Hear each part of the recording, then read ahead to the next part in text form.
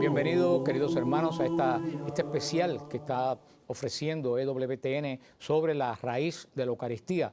Nos hemos basado en la raíz judía de la Eucaristía y ahora estamos hablando en el sacrificio también como raíz de nuestra Eucaristía. En el sacrificio basado en el día de la expiación del pueblo hebreo. Estuvimos conversando en el programa anterior que el sumo sacerdote mataba a la víctima ofrecida después que recibía todos los pecados de Israel sobre esta víctima por imposición de mano.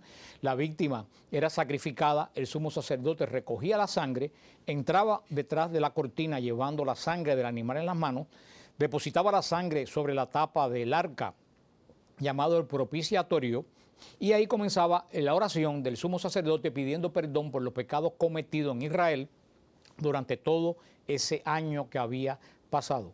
Explicamos también que el sacrificio no se terminaba con la muerte del animal, porque el cuerpo del animal no era lo necesario para el culto, el cuerpo se desechaba. Lo importante para el culto era la sangre del animal, la sangre que representaba la vida del animal ofrecida por los pecados que había cargado del pueblo de Israel. El tiempo que estaba el sumo sacerdote detrás de la cortina podía variar. El sacrificio duraba todo el tiempo que el sumo sacerdote estuviera detrás de la cortina. El sacrificio terminaba cuando el sumo sacerdote salía, ya sin la sangre. Entonces tocaban las trompetas del techo del templo, anunciando que el sacrificio había terminado y que el pueblo de Israel había sido perdonado. El próximo año se volvería a repetir el mismo ritual para perdón de los pecados. Pero ahora viene la palabra clave en todo esto de la Eucaristía.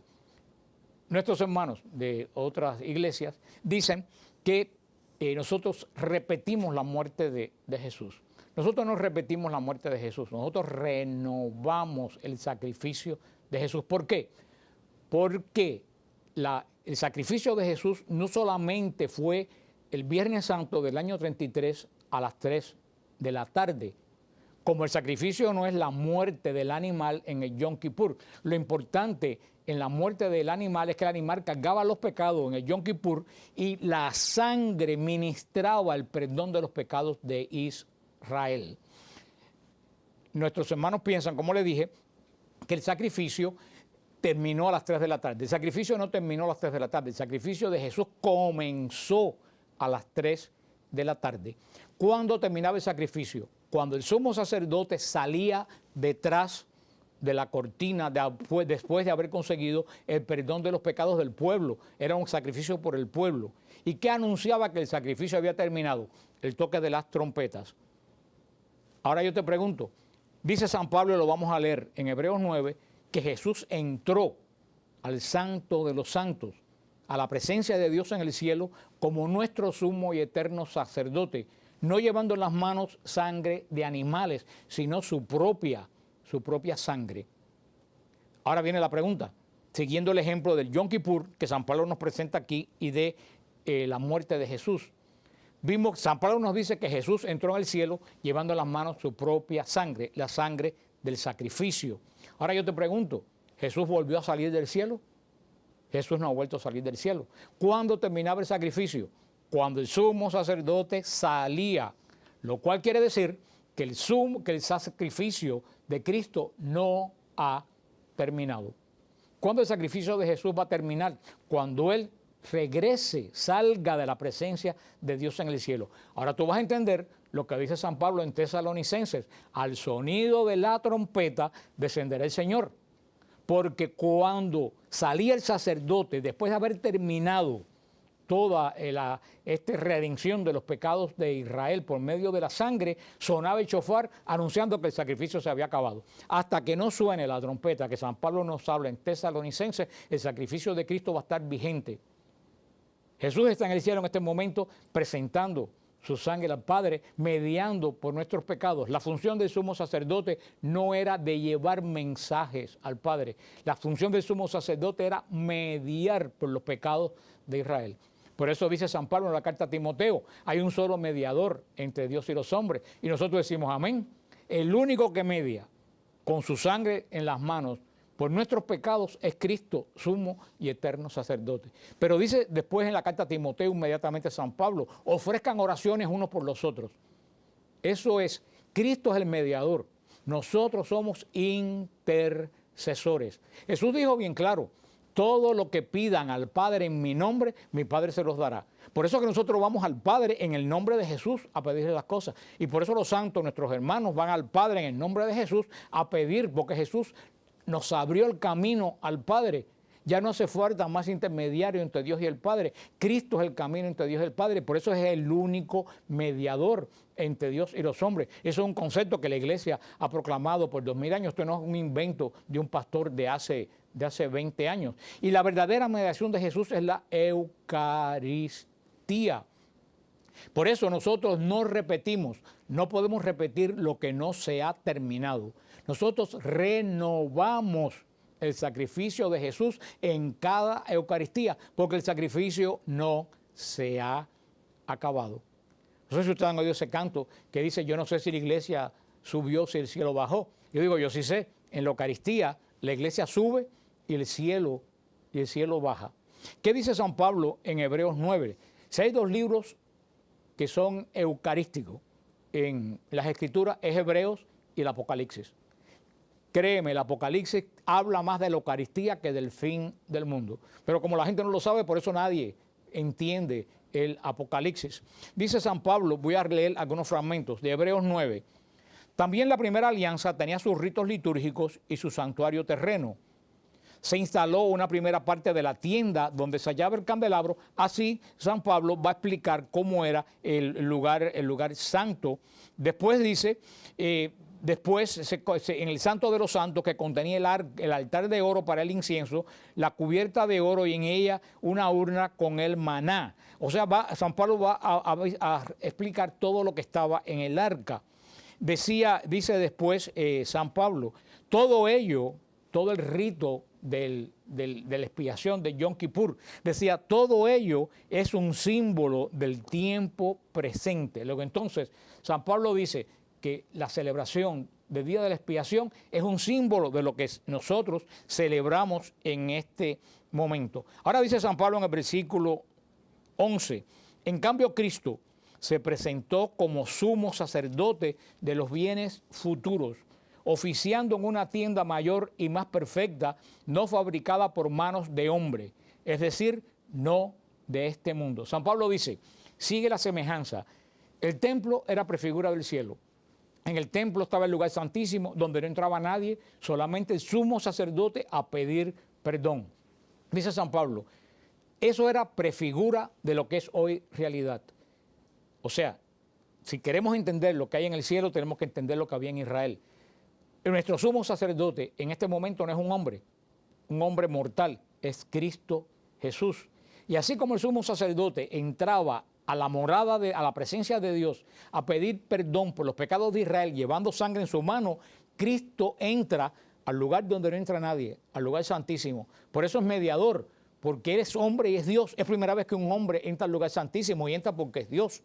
Es el único que puede estar en las dos partes, como hombre y como Dios. Entra Cristo al lugar donde nadie puede entrar, llevando en sus manos no sangre de animal, sino su propia sangre.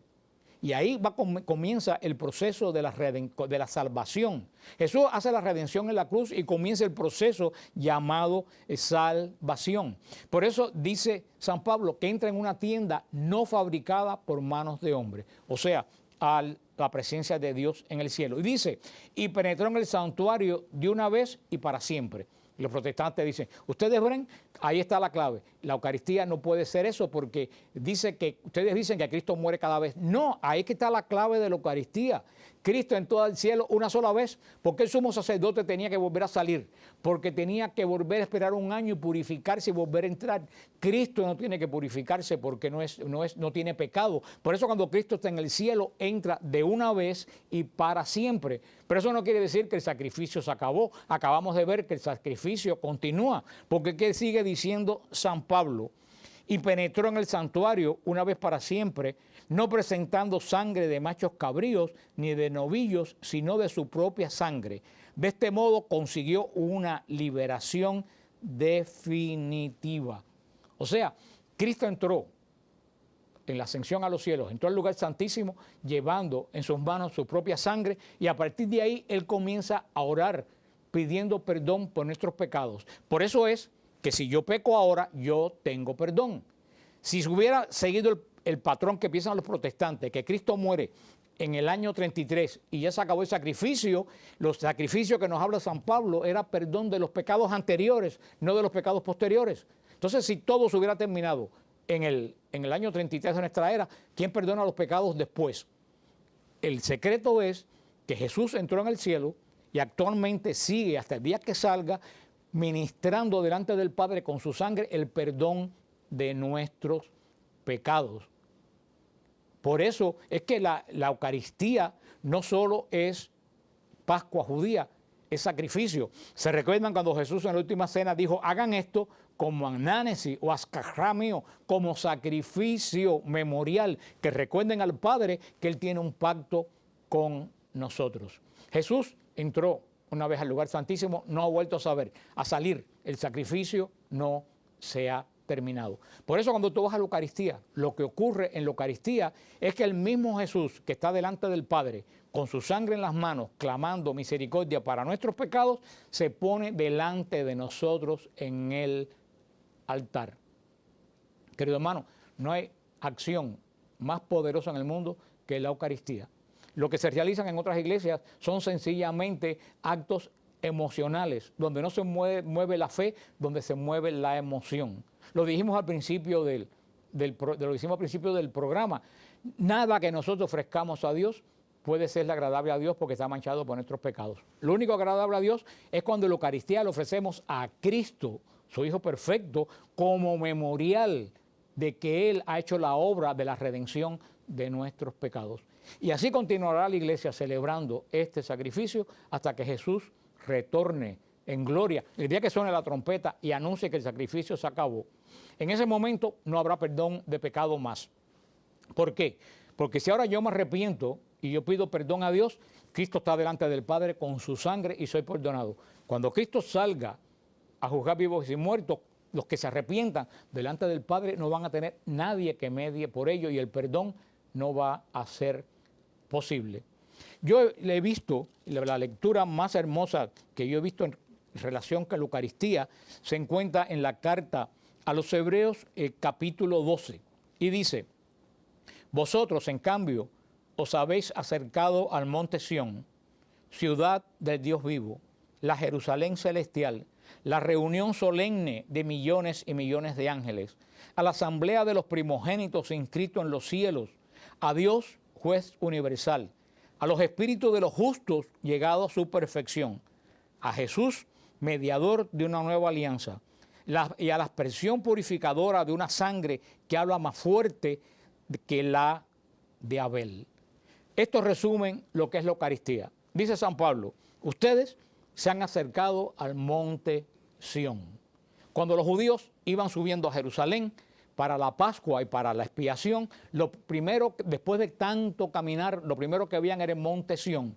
Y cantaban, qué alegría cuando me dijeron, estamos pisando los umbrales de Jerusalén. Cuando nosotros vamos a la Eucaristía, hermano, no vamos a la Jerusalén de piedra, pero vamos a la Jerusalén de arriba. Porque tal como la Jerusalén de abajo tenía el sumo sacerdote en el templo, nuestra Jerusalén, nuestro sumo sacerdote está en el cielo. Por eso Juan ve que la Jerusalén desciende del cielo, porque la primera Jerusalén era de la tierra, la segunda tiene su centro en Cristo, que es sumo sacerdote que está en el cielo. Cuando tú vas el domingo a la Eucaristía, tú debes ir con la alegría que iban los peregrinantes, que cuando veían el monte Sión decían, estamos llegando a la casa del Señor. Dice San Pablo, ustedes se han acercado a la Jerusalén celestial. Como se lo acabo de decir, nosotros no vamos a un templo de piedra, nosotros vamos a la congregación, a los llamados de la iglesia, a los que estamos militando, predicando el Evangelio y a los que están gozando y los que esperan en el proceso de purificación de llegar al reino de los cielos. Pero cuando tú llegas a la Eucaristía, tú vas camino de la Jerusalén del cielo, hermano. La Eucaristía no es un hecho religioso de la tierra. La Eucaristía no sube del altar al cielo. La Eucaristía baja del cielo al altar, porque la cabeza de la Eucaristía, Cristo, sumo y eterno sacerdote, está en el cielo. Dice, a la ciudad celestial, a la reunión de millones de ángeles. La Eucaristía, hermano, es el lugar donde hay más ángeles reunidos, adorando al Señor. Alrededor del sagrario, hermano, hay miles de ángeles adorando. Nosotros en el Santo adoramos al Señor junto con los ángeles. Cuando uno entra más en la vida del Espíritu, tú empiezas a notar la presencia de los ángeles. Tengo decenas de anécdotas que contarle que por cuestión de tiempo no se las puedo hacer, pero que yo en los retiros lo he explicado. Dice, y esto me consoló muchísimo, a la asamblea de los primogénitos inscritos en el cielo. ¿Quiénes son los que celebraban la Pascua en el antiguo Israel? Los que tenían la circuncisión, era lo que te hacía miembro del pueblo de Dios. ¿Quiénes celebran la Eucaristía? Los bautizados. Por eso que a la entrada de la iglesia tienes la pila de agua bendita, para que tú recuerdes que si tú puedes entrar a celebrar es por tu bautismo que te hace hijo primogénito de Dios en Jesucristo. Después dice unas palabras muy consoladoras. A los espíritus de los justos, llegado a su perfección. Cuando tú vas a la Eucaristía, te vas a encontrarte con los espíritus de los justos, llegado a su perfección. ¿Quiénes son esos?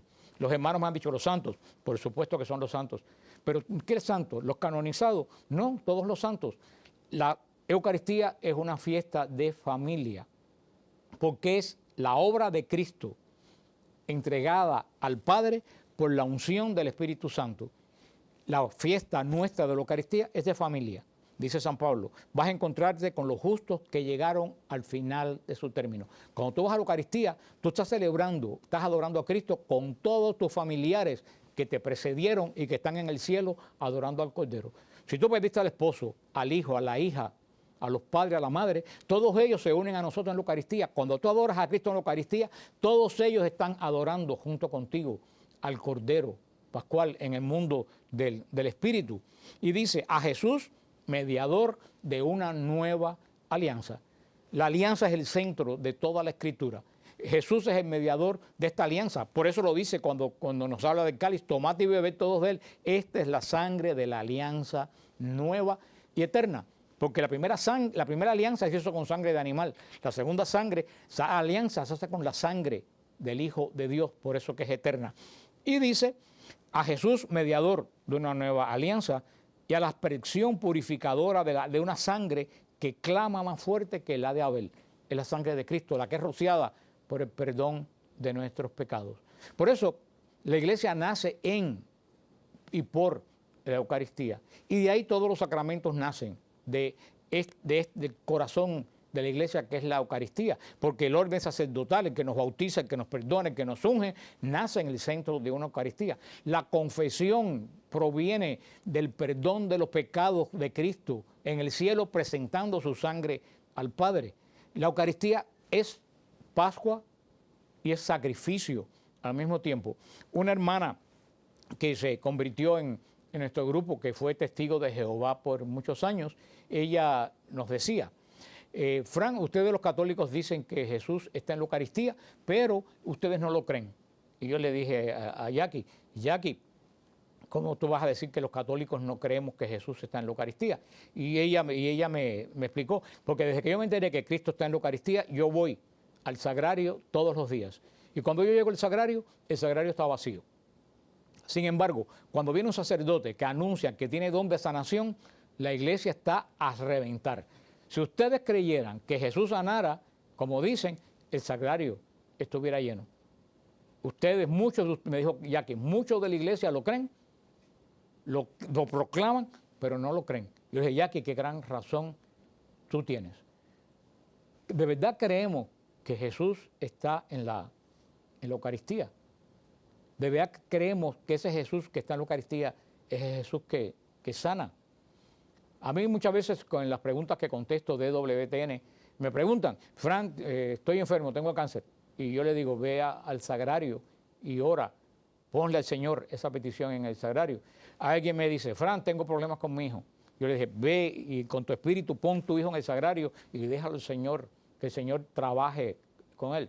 Fran, tengo problemas con mi matrimonio. Yo le digo, ve al sagrario. Y una vez alguien me escribió y me dijo, pero tú no tienes otra cosa que recetar, que no sea el sagrario. Yo le dije, no, sobre la tierra no hay nada más poderoso que la presencia de Jesús en el sagrario. A Moisés se le dijo que se quitara la sandalia porque el lugar era santo y era la sombra de la zarza la que daba sobre la tierra. Cuánto más santa es la tierra donde Jesús está presente 24 horas esperando que nosotros vayamos a exponerle nuestras necesidades. Querido hermano, no hay otro remedio para nosotros los católicos como no sea el sagrario. El sagrario fuente de sanación, el sagrario fuente de bendición, el sagrario fuente de paz. Es Jesús centro de la nueva alianza. Así como estaba el maná guardado en una caja de oro, el maná que bajó del cielo, Jesucristo, que es el verdadero maná bajado del cielo, lo tiene nuestra iglesia y más ninguna, encerrada en el sagrario. Por eso es que da tanta tristeza, y así lo decía un santo obispo valenciano que ha sido canonizado, ver don Manuel, tanta angustia ver los sagrarios vacíos. Si de verdad, como me dijo Jackie, nosotros creyéramos que Jesús está en la Eucaristía, hermano, todo problema que tuviéramos, en vez de contárselo a todas las amistades y al grupo de la iglesia, correríamos al sagrario. Si yo supiera que Jesús está en la Eucaristía, en vez de lamentarme el domingo para ir a la celebración y esperar la última misa más tarde y la que haya menos coro y la que menos se predique, nosotros correríamos temprano en la mañana, como Israel corría a la fiesta de la Pascua, subiríamos a la Jerusalén del cielo a tener este encuentro con Jesús, mediador y sumo sacerdote en nuestra Eucaristía. Si de verdad creyéramos que Jesús está presente en el templo, hermano, nuestro comportamiento en el templo, nos vestiríamos más modestamente, hablaríamos menos en el templo. Tú tienes toda la semana para hablar. ¿Por qué dedicas la hora que le dedicas al Señor para conversar con otro? Y eso me recuerda la palabra de Jesús en Getsemaní. No han podido velar conmigo ni siquiera una hora. Tienes 6 días para ti y no puedes dedicarle uno al Señor. El Santo Padre Juan Pablo II, cuando escribió la encíclica en el Día del Señor, te recomiendo que leas el Día del Señor, la encíclica de Juan Pablo II. Él decía que muchos males que tiene el mundo hoy vienen porque hemos dejado la adoración dominical. Dijimos al principio del programa, el Señor separó a Israel para que sea un pueblo de adoradores. El continuador de Israel es la iglesia. Nosotros tenemos la responsabilidad de adorar. Si la iglesia no adora bien, Dios no tiene en el mundo adoración. Y te voy a decir algo y no te quiero dar miedo con ello. La historia del mundo tiene que ver mucho con la Eucaristía. Si tú vas al Apocalipsis, cuando los ángeles tiran los carbones sobre la tierra y explota la guerra y el hambre en la tierra, los toma del altar del incienso del cielo, de donde se elevaban las oraciones de los santos. Ese carbón que hacía subir las oraciones de los santos cuando caen en la tierra, provoca guerras y enfermedades. La liturgia tiene una relación tremenda con la historia de la humanidad. Una buena liturgia, hermano, una buena historia. Una mala adoración a Dios, un mundo con problemas. Si tú miras alrededor del mundo, vamos a preguntarnos, ¿cómo estamos adorando? Tú puedes medir la adoración por la historia del mundo. Lo cual quiere decir, lo han dicho todos los papas, tenemos que volver a ser un pueblo de adoradores. Cualquier grupo de la iglesia que se reúna es un grupo que una vez al mes debe tener adoración eucarística. Tenemos que ir a los pies de Jesús en la Eucaristía a presentarle nuestras peticiones, nuestras angustias. Tenemos que ir a la Eucaristía para ofrecer el único sacrificio agradable a Dios a través de Cristo, que es Cordero, que es sacerdote, que es ofrenda, que es víctima y que es mediador. Hermanos, ese tesoro solamente el Señor lo depositó en nosotros en la Iglesia Católica. Ojalá que nosotros seamos conscientes a través de estos pequeños programas, seamos conscientes de la centralidad y la importancia de adorar bien y de la Eucaristía como única y santa adoración. En el nombre del Padre, del Hijo y del Espíritu Santo. Amén.